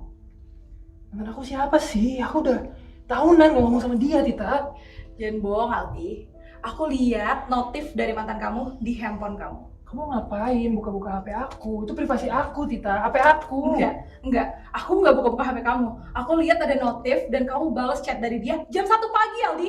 Ya, jam segitu dia cuma nanya tentang kerjaan doang. Enggak. Aku nggak bisa ada di hubungan kayak gini lagi. Aku nggak bisa. Ya udah, kamu maunya apa? Aku kita putus. And cut! Dan istilahnya cuman butuh lebih. Ya itu kayak di akhir doang kan? Iya, tapi gue butuh layer penyesalan kembali di awal.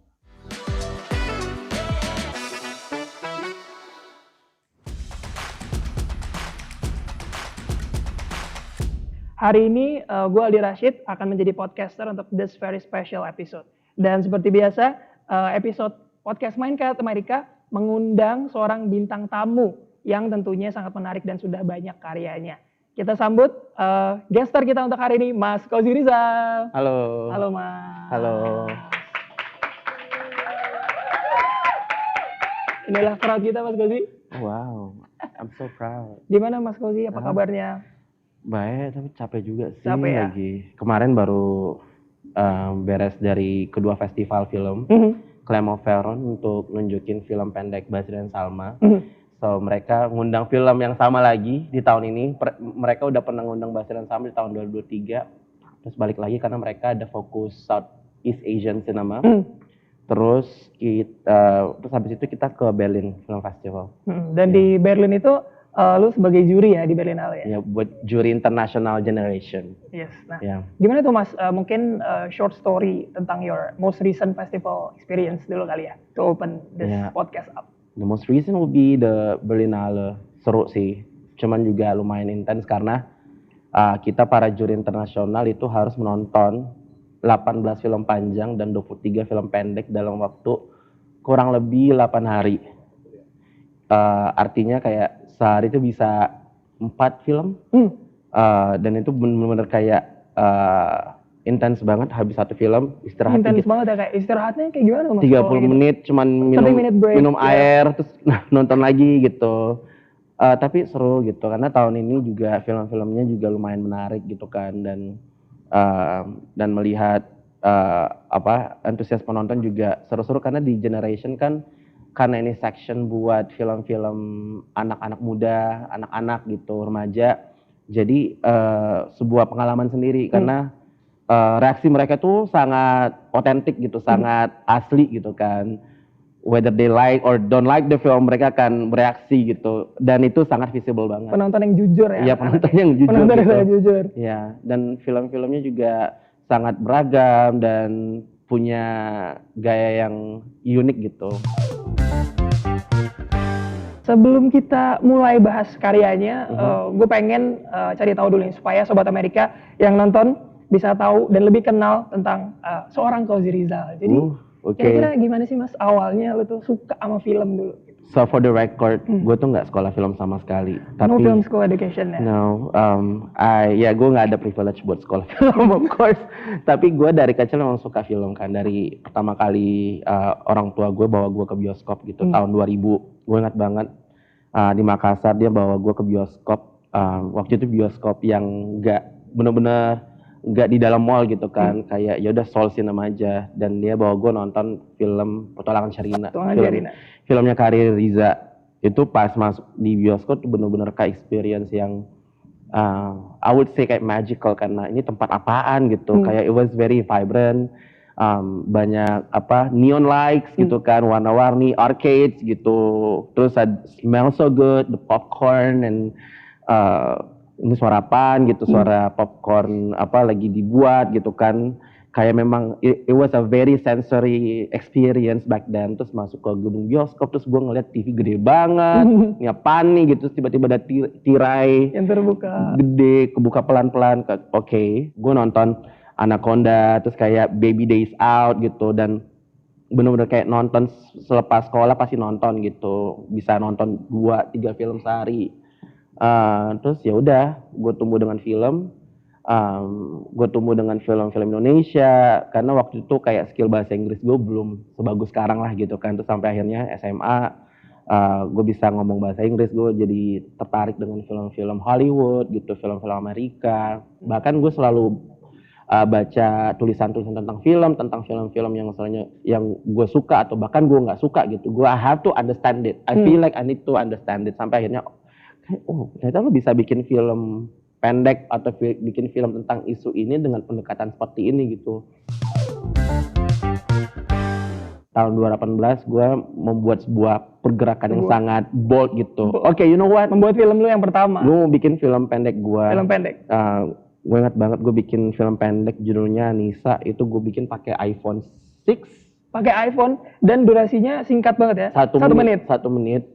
Kayak yaudahlah, yang penting gue udah bikin film, I got nothing tulus. I mean, this is my dream dari kecil. Pas gue buat dengan teman-teman gue, krunya cuma gue. Cast-nya dan krunya teman-teman kuliah. Ya, gitu teman-teman kuliah. Bahkan beberapa dari cast tuh kalau mereka nggak masuk frame, mereka kan jadi anak lampu misalnya, pegang lampu, pegangin dong lampu gitu. Terus sampai akhirnya filmnya jadi, gue submit ke festival, terus gue diundang ke sana kayak ini beneran gue ke Paris nih gitu. Langsung ke Paris ke Paris. For your very first movie. Tapi gimana Mas caranya lu untuk mempelajari itu from scratch? Karena kayak yang lu bilang tadi, lu nggak ada formal movie education. But how did you pull it off gitu di film pertama? Dulu pas gue kerja di Jakarta, gue ada 2 tahunan di Jakarta. Gue tuh bener-bener kayak beres 9 to 5 gue pasti akan nonton ke bioskop, atau enggak gue kalau weekend biasanya gue pergi ke workshop filmmaking yang gratis gitu, atau enggak bayar secuil gitu kan. Dan gue ingat banget gue ikut workshop penulisan skenario, waktu itu si Tumpal Tampu Bolon gitu kan, si tutornya. Terus kayak dia baca sinopsis gue, Anissa waktu itu, wah ini oke banget nih lo bikin filmnya. I think it's a very audacious film if you can make one, because we haven't seen this kind of film before. Terus gue kayak, waduh, seorang Tumpal Tampu Bolon kayak encourage gue untuk bikin film ini, so I just made it. Tapi itu posisinya lu sebagai orang yang datang aja ke workshopnya dia gitu. Dan Bang Tumpal bilang kayak, lu bikin film ini. Lu bikin ini menarik banget gitu. Yaudah gue ke Bandung ketemu teman-teman gue, teman-teman kuliah. Gue mau bikin film ini dong, bareng gitu. Yaudah kita buat, kita submit. Terus tahunnya filmnya lolos seleksi di sebuah festival di Paris. Terus mereka kayak pengen gue datang ke sana. Oke, I mean harusnya it must have been really nice to be in Paris gitu kan.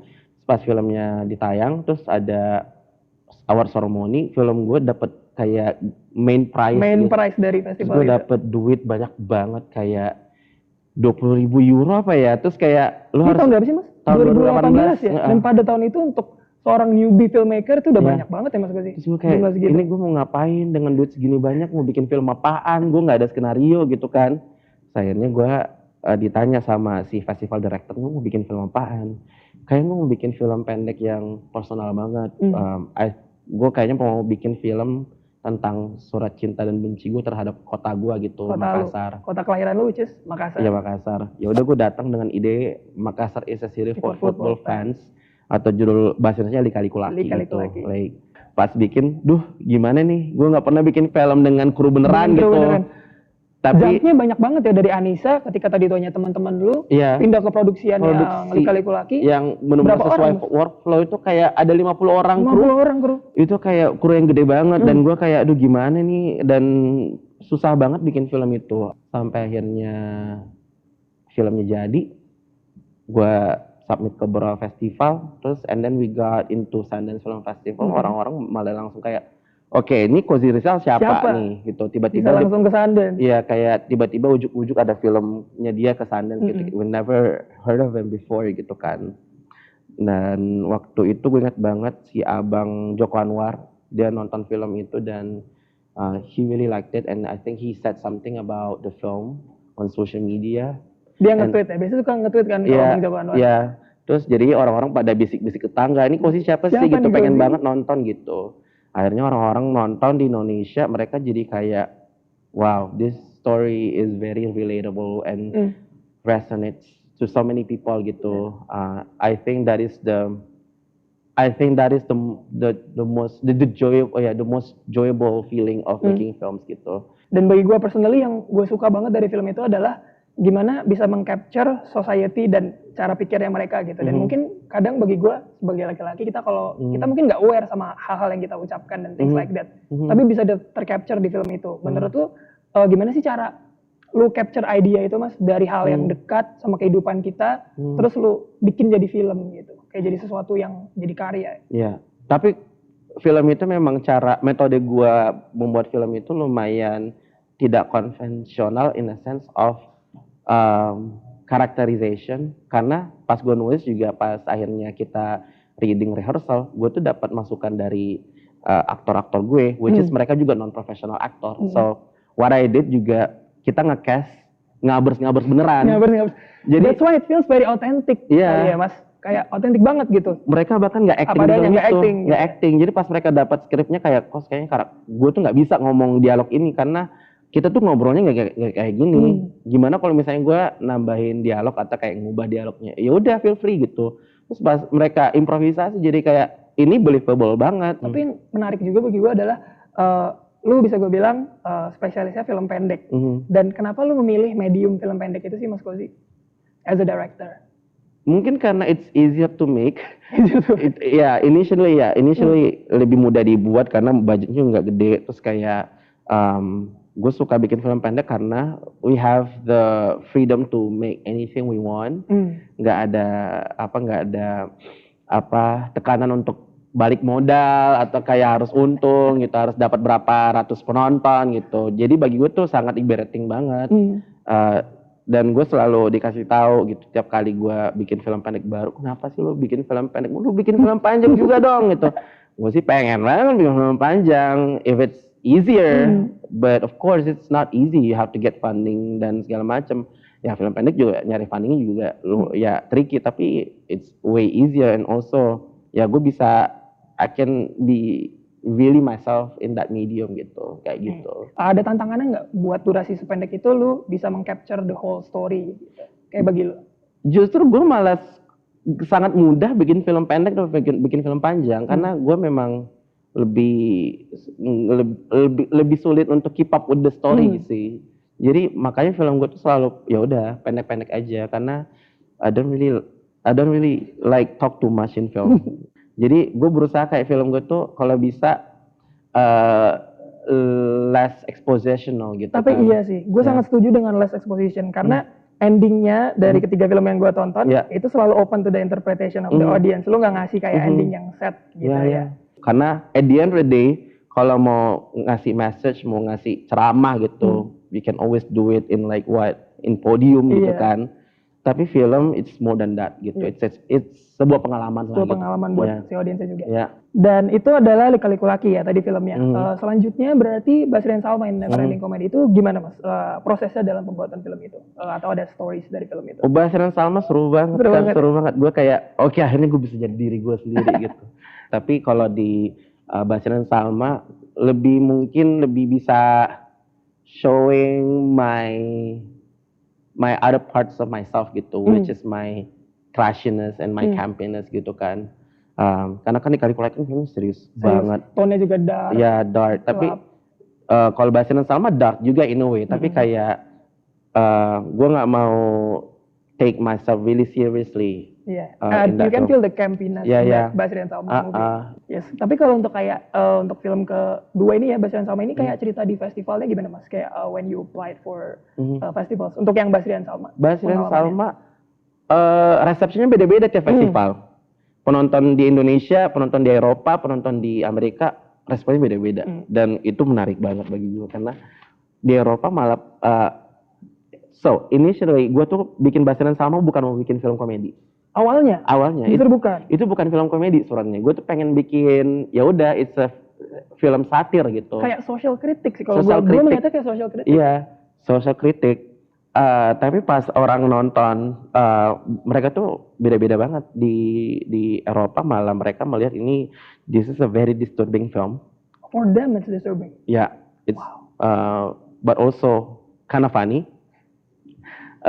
Tapi di US mereka tuh pada sengakak-ngakaknya nonton film ini karena memang ya ini film ya ini dark comedy lah gitu kan, apalagi adegan yang musikal mereka dan adegan ending gitu. Ending kan tuh kayak nyeleneh banget bagi mereka kayak dan gak akan terpikir di film akan melihat adegan seperti itu ya. Mereka tuh pada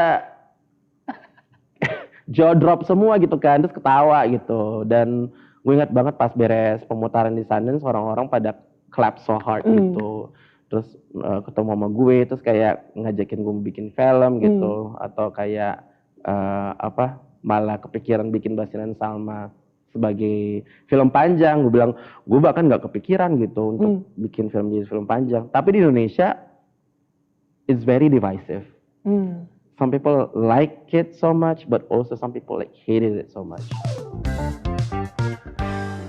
Yang pengen gue tanya selanjutnya mungkin lebih spesifik ke film festival ya mas, khususnya in the US. Kira-kira lo kan pernah ikut Sundance, Palm Springs juga itu screening ya mas? Itu gimana sih mas ceritanya your festival experience in the US? Kalau di Basri dan Salma itu lumayan disukai sama American audience. Kita pernah ke festival film Sundance dan AFI Fest juga lumayan gede tuh. Dia di American Film Institute di Hollywood, Hollywood. Dia tayangnya di Chinese Theater, itu kayak the most iconic theater in LA. Yang kayak depannya kayak merah. Itu gitu ya di situ ya. Gue kesana, terus pas kesana tuh benar-benar kayak orang-orang pada suka dan gue pernah ke Seattle juga, penonton juga heboh. Tapi di Sundance specifically itu kayak cuy, gue amazed melihat bagaimana festivalnya tuh sangat memberikan platform sama film-film pendek. Tiap tahun mereka milih film pendek kurang lebih 40 film pendek. Wow, banyak juga. Out of 10.000, 12.000. Jadi yang kepilih cuma nggak nyampe 1% sebenarnya. Jadi it was very competitive. Bahkan sebelum kita ke sana kita tuh udah dapat email dari banyak PH-PH atau kayak dari OTT Mau platform. kerja sama screening atau nayangin gitu. Kayak looking for collaborations. Kayak gue nonton Basiran Salma nih gitu. Lo tertarik gak bikin film horor pendek gitu? Kayak horor. Basiran Salma bukan film horor, mohon maaf gitu. Kok lo pengen gue jadi Dan ini American companies yang reach out ke lu. The Sundance audience, most of them are like professionals, film professionals. Terus mereka tuh benar-benar bisa melihat peluang yang ada di film lo, dan Sundance itu kayak benar-benar berusaha untuk menjembatani lo ke industri film Amerika gitu. Tapi ada yang unik gak sih Mas, yang membedakan? Karena kan lu udah obviously been to many countries, tapi when it comes to Amerika, yang ngebedain festival film di Amerika sama yang lain ada nggak dari pengalaman lu gitu? I would say the audience. The audience were crazier. Crazier. Karena apalagi Sundance kan mostly film-film yang kepilih, film-film pendek ya, itu banyak yang genre. Film gue juga nggak genre-genre amat, tapi seenggaknya ada elemen of surprise gitu. Mungkin ada bermain dengan genre sedikit juga sih. Maksudnya Basiran Salma kan ada part musikalnya juga. Ada part keluarganya itu. Iya, ada part komedinya, ada part thrillernya juga. It's a romance film in a way gitu kan. Jadi everything jammed into one film. It's a fusion of genres mixed into one film. So for them it's really interesting film.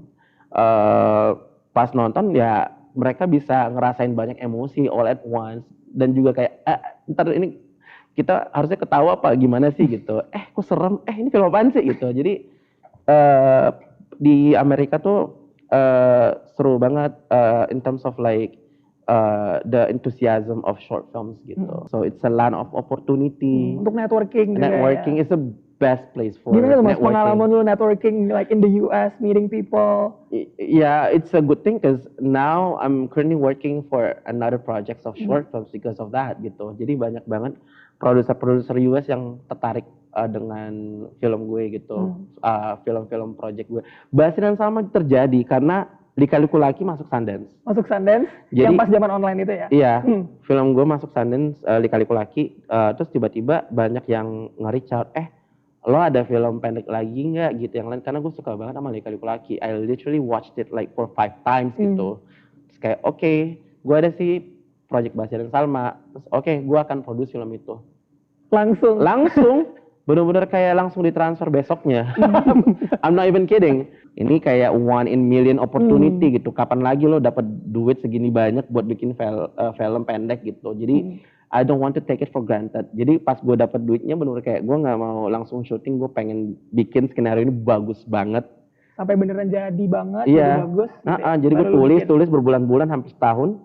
Terus kayaknya gue udah siap deh. Untuk bikin? Pas bikin selesai November. Terus kayak yaudah kita submit ke festival, dapatnya di Cannes Film Festival.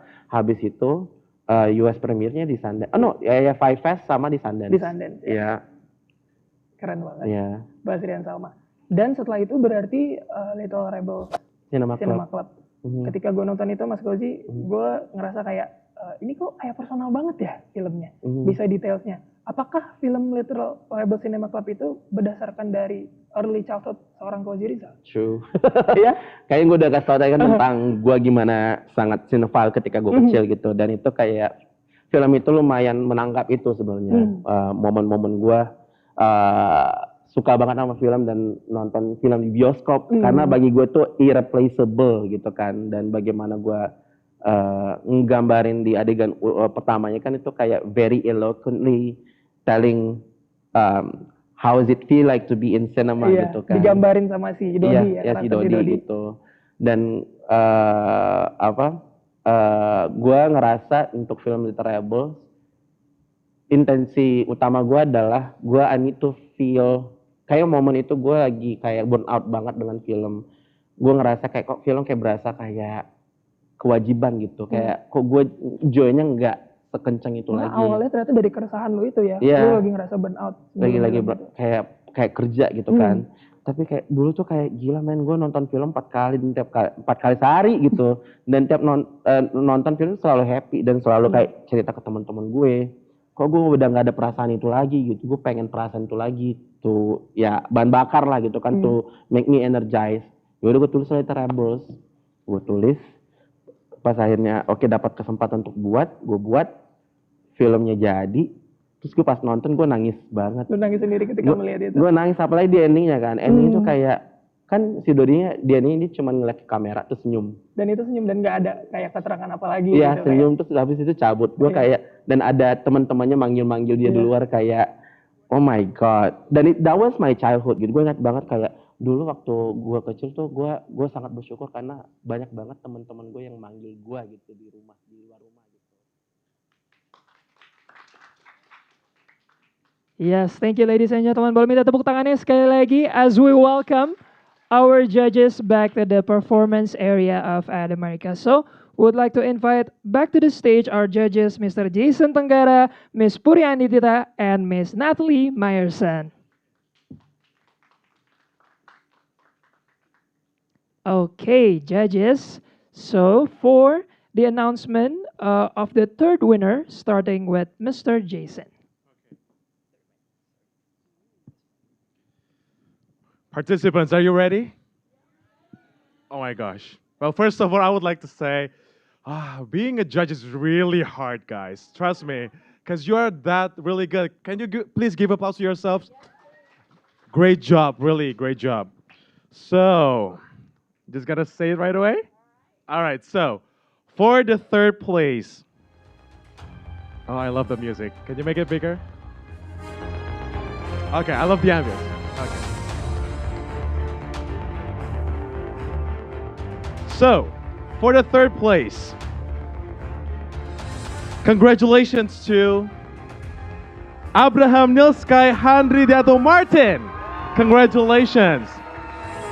Please come to the Niels. stage. Please come up to the stage. You did a really great job on delivering your speech. Yes. Keep scolding people to be aware, more aware with what you have in your heart. But also, I want to give a special shout out because we can only give appreciation to 3 people only. But also want to say congratulations to. Wait a minute. Let me check. Okay. Wait a minute. Are you guys ready? No. Okay, sorry. Oh yeah, yes. I also give special shout out to Yehezkiel and Nathaniela. You both did a really great job as well. So please, can you just give applause to them? So special shout out for you guys. And also, can we just move on to the next one?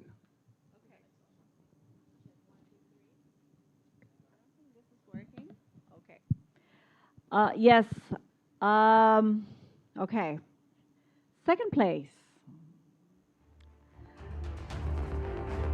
This performer gave a well-structured, confident, and clearly aligned with the theme, really connect with the audience, and moved us to the world of Nikki Maxwell's Dark Diaries. Please welcome Rachel Gracea Epipania Junisi Pasaribu.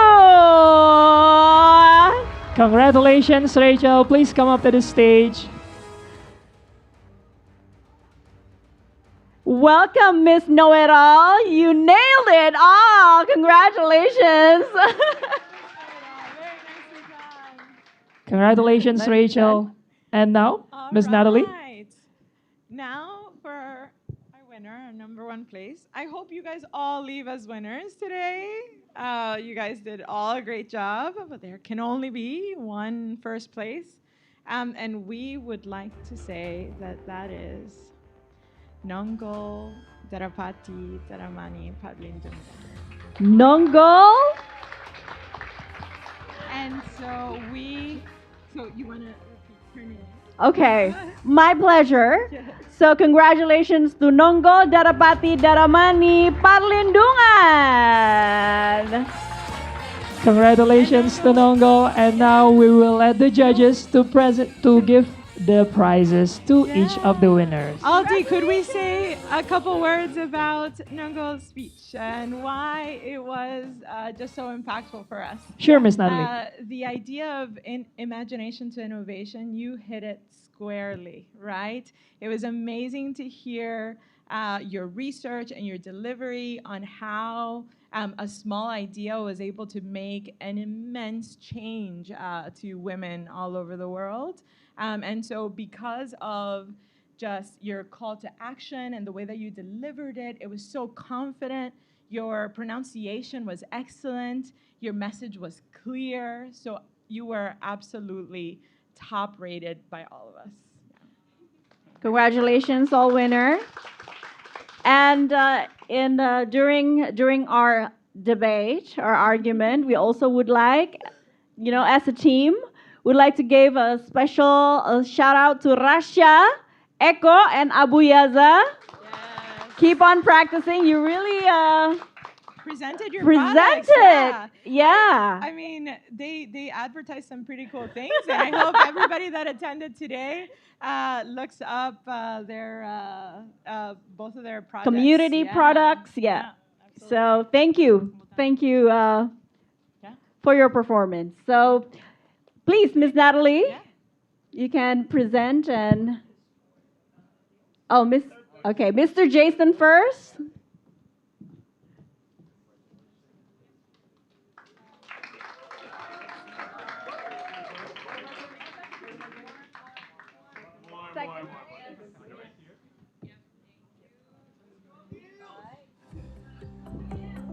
Where's my UPH girls and guys at? Yeah. In third place, of course, Abraham Nilsky, Henridato Martin. Congratulations. And now, for the second place winner, Rachel Gracia Epipania Junisi Pasaribu. And the prize will be presented by Miss Puri Aninit.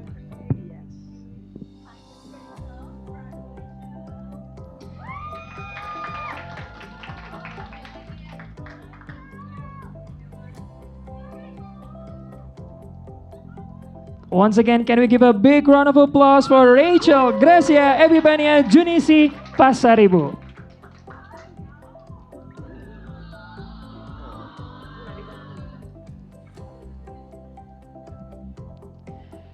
And now for the first place, please give it up for Nonggol Darapati Daramani Parlindungan.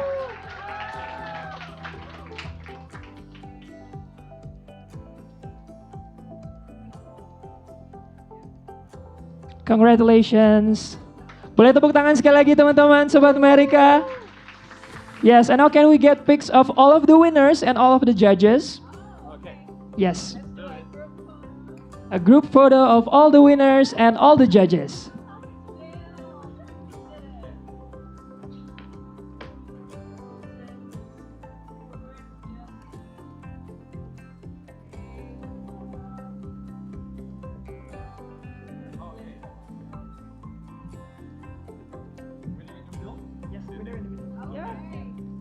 That sounds great.